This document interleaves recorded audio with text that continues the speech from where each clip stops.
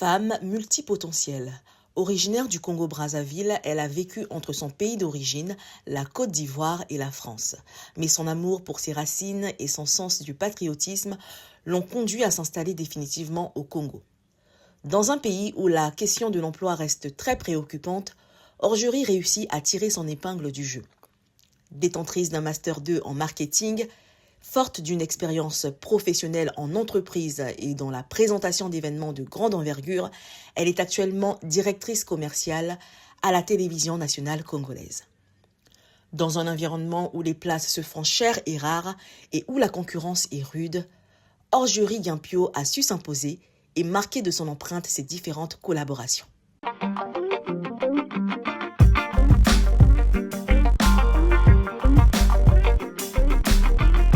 Alors, Orgerie, vous avez vécu entre le Congo-Brazzaville, votre pays d'origine, la Côte d'Ivoire et la France, mais vous avez préféré déposer vos valises définitivement au Congo. Pour quelle raison? C'est un choix de cœur, tout simplement. Et puis, par patriotisme, je suis née au Congo, j'y ai vécu jusqu'à mes 8 ans. Ensuite, mon père a été muté en Côte d'Ivoire parce qu'il était pilote de ligne, commandant de bord à Air Afrique. Et vu que le siège était à Abidjan, donc le personnel y était muté. Et quand j'arrive à Abidjan, j'ai 8 ans. Après, à cela, on ajoute les va-et-vient en France et autres. Et ce que j'ai retenu de la Côte d'Ivoire, c'est véritablement le patriotisme. Les Ivoiriens m'ont appris à aimer mon pays, tout simplement parce qu'ils aiment leur pays. Et forte de cela, je me suis dit, si eux arrivent à autant aimer leur pays, qui suis-je, moi, pour ne pas aimer le mien? Et voilà, donc c'est comme ça quand ça s'est passé en 2002. Il y a eu des événements malencontreux en Côte d'Ivoire et j'ai dû revenir chez moi, dans mon pays. Et j'ai fait le choix de m'y installer tout simplement. Parce que j'estimais qu'il y avait beaucoup à faire et je voulais apporter ma pierre à l'édifice. Voilà.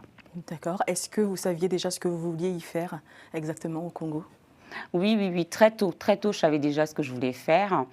En classe de 4e, en fait, j'avais le choix, alors je vais rire, soit d'être astronaute. Wow. Bon, pilote, mon père voulait que je sois pilote. Et j'ai suivi des cours de pilotage à l'aéroclub, j'ai fait mes heures, mais ce n'était pas ma voie. Ma voie, je la sentais dans la communication, plus précisément le journalisme. Et c'est pour ça que j'ai choisi de faire le choix en fait, de la série littéraire pour mon bac. Et donc, tout simplement, quand je suis arrivée au Congo, je savais déjà où je voulais aller, parce que c'était un choix d'enfance, en fait. Alors, comment se passe le retour au Congo? Alors, j'ai complètement été dépaysée, parce que je sors d'un pays qui était déjà très développé à l'époque pour un pays africain. Quand je suis rentrée à Brazzaville, étant donné que c'était un peu en catastrophe, on avait pris un peu les premiers vols et tout, et que, de prime abord, je devais rester à Abidjan, faire mes études. Donc, il y a eu tout un changement. Et quand j'arrive, il fallait en fait m'adapter. Je ne peux pas dire me réadapter parce que j'ai quitté très tôt. Donc, m'adapter à mon pays, notamment aussi à réapprendre à bien parler lingala parce que je ne parlais plus bien le lingala et tout. Donc, j'ai dû réapprendre. Et puis, tout est allé très, très vite parce que je suis rentrée septembre 2002, si je me rappelle. Mai 2003, j'ai commencé une formation à la télé. D'accord. Voilà, donc c'est parti tellement vite que je n'ai pas senti le temps passer. Alors, de plus en plus d'Africains veulent retourner dans leur pays d'origine. Alors, selon vous, comment réussir ce retour-là au pays? Alors, cette question, elle est bienvenue tout simplement parce qu'elle est au cœur de beaucoup de discussions avec mes amis qui vivent en France et partout dans le monde, qui se posent vraiment la question existentielle de savoir celle du retour, d'accord, dans notre pays, la République du Congo. Et je leur dis qu'il faut faire les choses de façon progressive. Il ne faut pas tout plaquer pour repartir chez soi. Et ça, c'est valable pour tout le monde, toutes les nationalités confondues. Il faut d'abord aller en vacances, 1 mois, ensuite deuxième vacances 2 mois, augmenter les fréquences de voyage 2 fois, 3 fois, se créer son petit réseau, d'accord, tant amical, tant professionnel et autres, créer véritablement un écosystème qui fera que lorsque vous prendrez la décision définitive de repartir, vous savez où tomber, d'accord, sur vos 2 jambes, dans quoi investir ou dans quel secteur travailler, parce que vous aurez pris tous les renseignements, toutes les informations en amont. C'est très important. Sinon, vous allez tout plaquer, vous allez repartir. Ça, j'ai des exemples. Par exemple, j'ai une jeune amie qui est dans le monde de l'esthétique, qui a décidé de tout plaquer en France pour repartir au pays. Mais il faut savoir que ce n'est pas la même monnaie, déjà. Ici, c'est l'euro, là-bas, c'est le franc CFA. Ce n'est pas la même grille salariale. Donc, cette adaptation n'a pas été facile pour elle. Elle a dû quitter son monde de l'esthétique pour aller travailler dans le privé, dans un autre secteur. Après, il y avait des soucis, on va dire, sur le plan salarial, parce qu'on a un certain niveau de vie qu'il fallait garder et le salaire ne répondait pas au bout de 2 ans. Elle était découragée, elle est revenue en France. Mais aujourd'hui, elle est en train de mieux préparer son retour parce qu'elle y tient et elle s'est accordé 3 ans. C'est ce qu'il faut faire, il faut vraiment prendre le temps. Après, ça dépend de tout un chacun. S'il y a déjà des relations en amont, allez-y. Alors, quelle est la toute première chose à faire quand on décide de rentrer ? Qu'est-ce que vous avez fait dans votre cas ? Moi, dans mon cas, ce n'est pas du tout la même chose. Je vous ai expliqué que j'ai quitté la Côte d'Ivoire un peu en catastrophe, premier vol ouvert, parce qu'il y avait une situation politique à l'époque, en 2002, tous les Ivoiriens savent et tous les Congolais qui ont vécu connaissent, on ne va pas revenir sur cette histoire malheureuse, où fort heureusement tout est rentré dans l'ordre. Donc, ce n'était pas un choix, ça s'est imposé à moi de repartir chez moi. Mais les choses se sont tellement bien passées que je n'ai pas du tout regretté. Et je me dis qu'effectivement, qui me dit que si j'étais restée en Côte d'Ivoire, j'aurais été celle que je suis aujourd'hui. Donc, le Congo m'a tout donné, au final, sur le plan professionnel. Voilà. Mais sur le plan éducationnel, la personne, c'est la Côte d'Ivoire. Ça, il ne faut pas se le mentir. Bon, vous êtes retourné au Congo en catastrophe, mais votre réintégration s'est plutôt bien faite. Oui. Alors que le retour au pays n'est toujours pas facile pour les membres de la diaspora. Non, c'est pas facile. Vous l'avez dit. Bon, je pense que vous avez quand même dû rencontrer des problèmes là-bas, au Congo, quand vous êtes arrivé, non ? Après, moi, j'étais une jeune fille. Ouais. J'ai eu mon bac, j'arrive au Congo, j'ai 18 ans, c'est ça ? Voilà, j'ai 18 ans, c'est encore le regard d'une enfant. Et j'ai été très vite projetée dans le monde du travail. Bon, je vous explique un peu, c'est que j'arrive, il faut m'inscrire à l'école. Je n'ai pas pu m'inscrire en journalisme à l'université Mariam Gouabi, d'accord ? Et donc, mon deuxième choix, c'était la communication de marketing. Donc, on m'inscrit en marketing. Mais il s'avère qu'à l'école, je traînais avec 2 amis, Yves Mavungu et Wifin Gaté, c'est-à-dire c'est vraiment des frères aujourd'hui. Et eux, en fait, voyaient en moi quelque chose de particulier.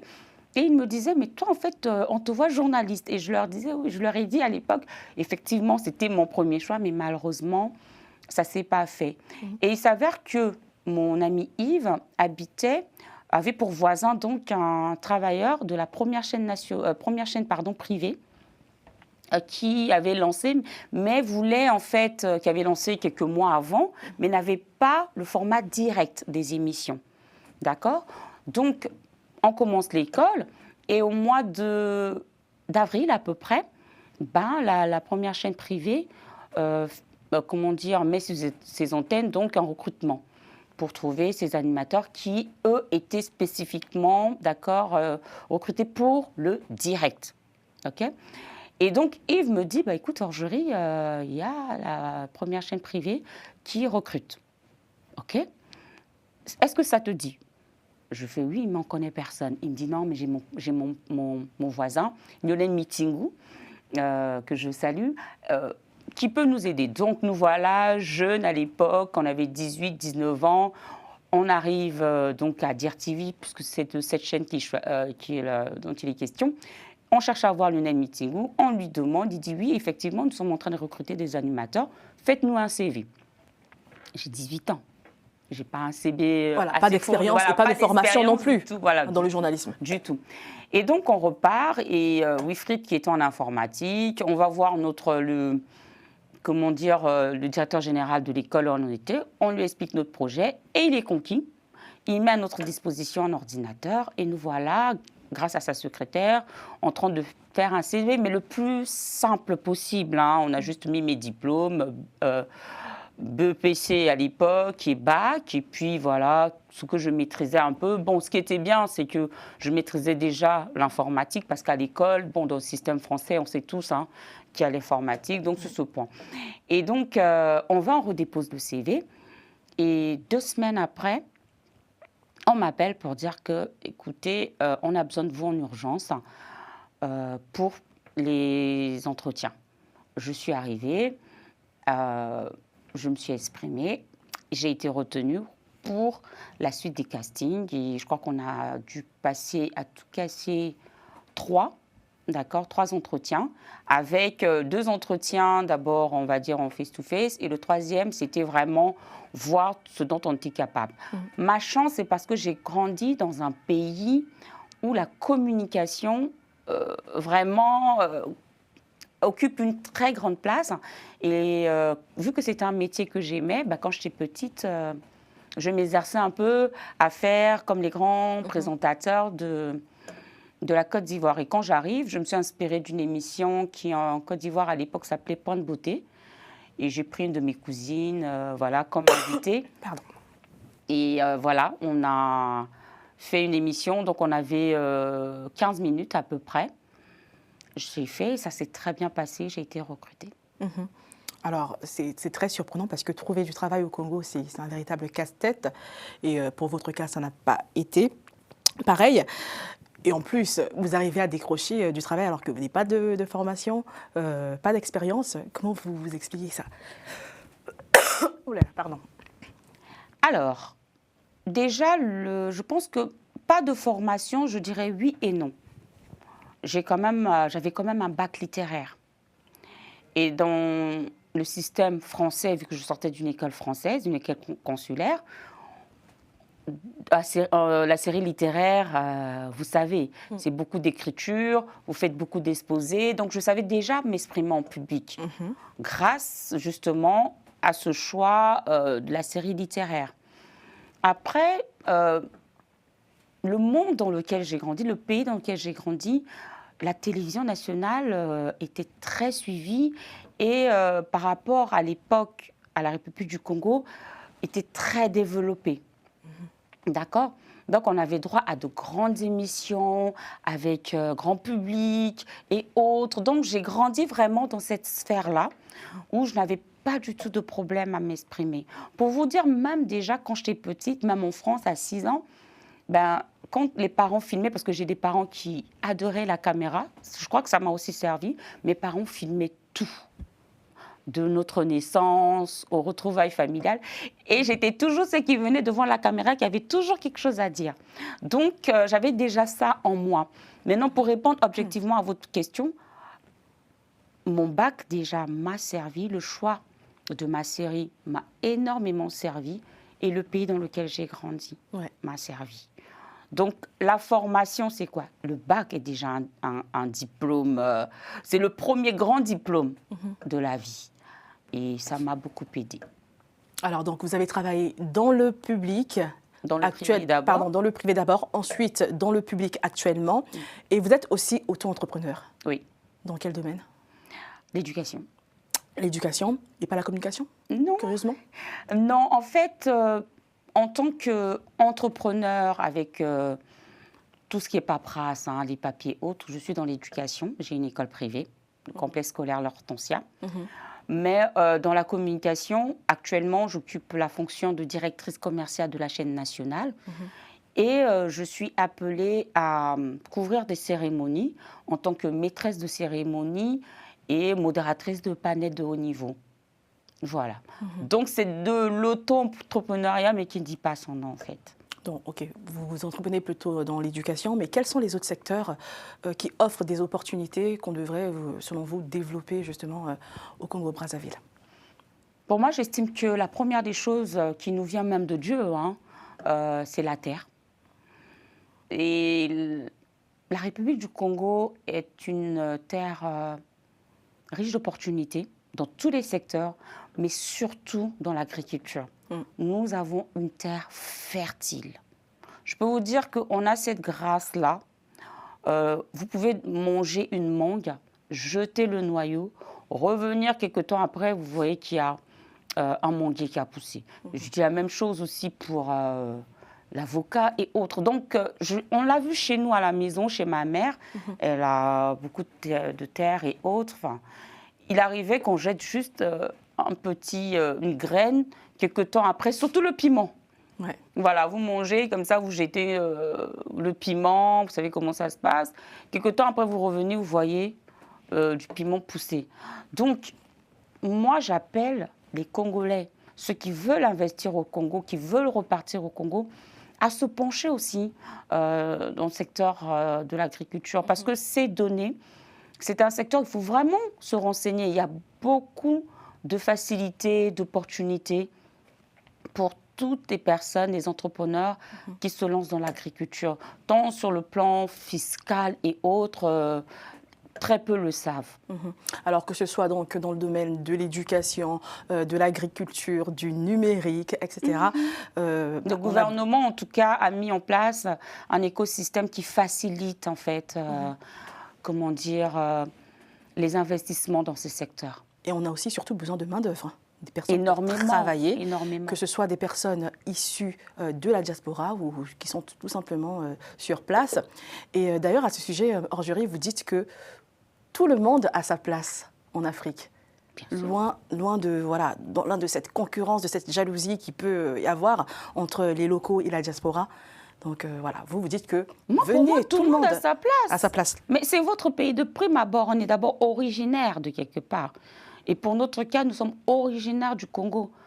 Aucun pays n'a chassé ses ressortissants. Ce sont c'est la vie qui nous mène souvent sous d'autres sphères. Même pour ceux qui sont nés ailleurs, vous êtes d'abord originaire. Donc, est-ce qu'une mère chasse ses enfants? Non. La patrie a besoin de ses enfants. Et je lance cet appel à toute personne qui a envie de repartir dans son pays, quel que soit le pays, en particulier les ressortissants du Congo, vous êtes les bienvenus. C'est juste comme vous m'avez posé la question avant, il faut prendre le temps de bien faire des choses pour ne pas être déçu parce qu'on aurait raté le coche sur une certaine problématique, c'est tout. Alors, selon vous, quel rôle peut jouer la diaspora dans le développement de l'Afrique ou du Congo, puisqu'on parle du Congo-Brazzaville? Ah ouais, je vais être un peu... Oui, la diaspora a une part énorme dans le développement économique du pays. Le plus de la diaspora, c'est quoi? C'est qu'elle vit sous d'autres cieux. Donc, elle apprend ce qui se passe ailleurs. Et elle peut justement prendre ses acquis, ce savoir-faire qu'elle a appris ailleurs et le mettre à la disposition de son pays d'origine. Vous voyez, tout simplement, aujourd'hui, même dans des métiers de manœuvre, on va dire même la maçonnerie, ok? Pour des personnes qui vivent en France, en Chine et autres, il y a forcément une autre manière de faire, d'accord, dans des constructions de maisons qui peut faciliter, qui peut limiter, comment dire, la durée et autres. Je ne suis pas du domaine, mais je peux prendre un peu cet exemple. Vous apprendrez un peu certaines techniques que vous pourrez venir tout simplement mettre à contribution, d'accord, pour ceux qui sont dans ce domaine. Donc, c'est toujours bénéfique d'apprendre ailleurs et comment dire, voilà, de l'implémenter dans notre pays. Donc, la diaspora joue un très, très, très, très grand rôle. Alors, si je me trompe, à Rogerie, on ne dira pas votre âge, mais peut-être moins de 40 ans, par là? Non, ça va. Plus? Je peux le dire, j'ai 42 tellement jeune. ans. J'ai 42 ans, je suis née le 8 janvier 1984. Bon, vous êtes encore jeune, très jeune. Et Bon, très jeune. Oui, mais bon. oui, on vieillit plus. Enfin, je vieillis comme du bon vin. Voilà. En tout cas, à votre âge, vous jouez plusieurs rôles. Hein. Maîtresse de cérémonie, vous l'avez dit tout à l'heure, pour de grands événements. Entrepreneur, on l'a dit également. Et vous êtes aussi à la tête de la direction commerciale de la télévision nationale congolaise. Est-ce que vous avez le sentiment d'avoir réussi? Waouh! Ah, je ne m'attendais pas à cette question. Vraiment. Je dirais oui. Vous savez pourquoi? Non pas parce que j'occupe ces fonctions-là aujourd'hui, que je fais tout ce que j'ai à faire, tout ce que je fais, pardon, mais en fait, ma réussite, c'était déjà le jour où j'ai été recrutée à DIRTV.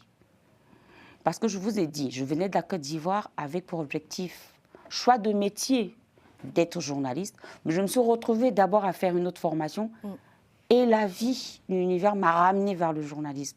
Le fait déjà d'avoir présenté ma première émission, pour moi, déjà là, c'était une réussite. Parce que ce n'est pas donné jeune de choisir un métier et de pouvoir le réaliser plus tard et de véritablement s'épanouir.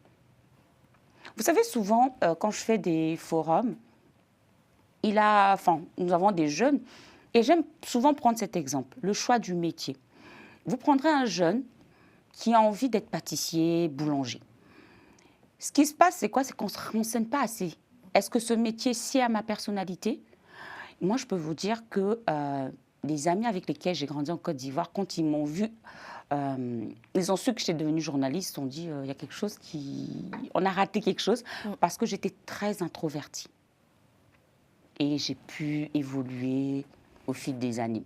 Mais pour revenir à ce que je disais sur le choix du métier, imaginez qu'un jeune veuille devenir boulanger et qu'il arrive à réaliser ce choix, à travailler dans ce secteur. Ce qu'on oublie souvent, c'est quoi? Il faut se réveiller quand on est boulanger à 3 heures du matin à peu près, préparer la pâte, faire ceci, faire cela. On choisit un métier par... voilà, 2 fois c'est... Comment dire, on a vu à la télé une émission, on a vu un jeu concours, on a aimé, on aime manger la pâtisserie, on aime manger des pains. On se dit, j'aimerais être, mais est-ce que ça sied à son métier, à sa personnalité? Pas forcément. Imaginez donc que vous choisissez ce métier, vous devez vous réveiller à 2 heures du matin, 3 heures du matin pour préparer la pâte, mais vous êtes un gros flemmard, un gros paresseux. Après, il y a un mal-être. Donc, pour répondre à votre question, moi, je suis heureuse d'avoir choisi un métier. Bien que j'ai failli bifurquer, l'univers m'a ramenée à ce métier. J'ai pu le réaliser et de surcroît m'épanouir. Pour moi, c'est ça d'abord ma plus belle réussite. Le reste, c'est des choix de vie. Vous êtes épanouie aujourd'hui, vous l'avez dit. Est-ce que vous avez des ambitions pour la suite? Déjà, ma première ambition, c'est d'exceller dans ce que je fais. D'être reconnue par mes pairs, par mon pays. C'est déjà ça, pour moi, mon ambition. Alors, c'est bientôt la fin de cette émission, Orgerie. Est-ce que vous avez un conseil à donner aux jeunes africains qui veulent retourner au pays? Alors, en résumé, ça sera croyez en vous. Croyez en votre pays, croyez en vos rêves. Quand on fait le choix de repartir dans son pays, il faut faire fi de beaucoup de choses, de négatifs. En fait, il ne faut pas prendre compte tout ce qu'on dit.